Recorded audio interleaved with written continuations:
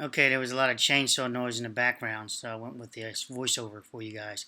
See, this tree's been uplifted. There was a storm that came through there, and hopefully you'll see the branches here. They look like someone did some really rough work on them, right?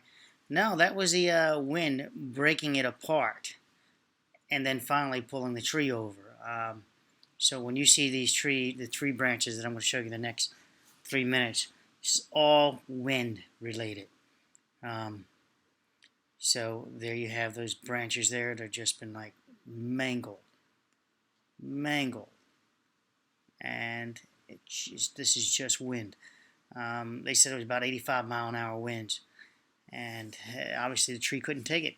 Bent over the branches on it and ripped it apart.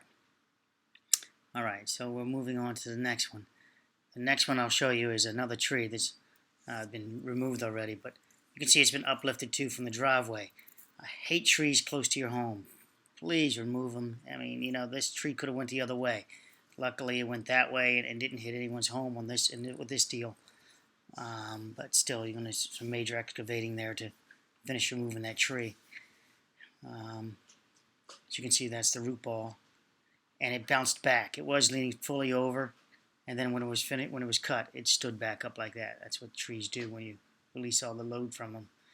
It's a fairly healthy looking tree. It's got some moisture in it. If this was all wind again, and see how big that tree is, and roots are not as deep as you think they are. Everyone thinks tree roots go down very deep. I'm just showing you the path of where the tree landed. Trees are not as, the structures are not as deep as you think they are. I didn't mean to show the flag. They were showing the power line damage. Okay, moving on from there.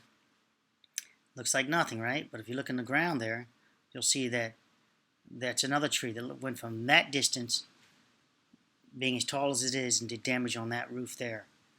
It took out the shed in the back. And there it is.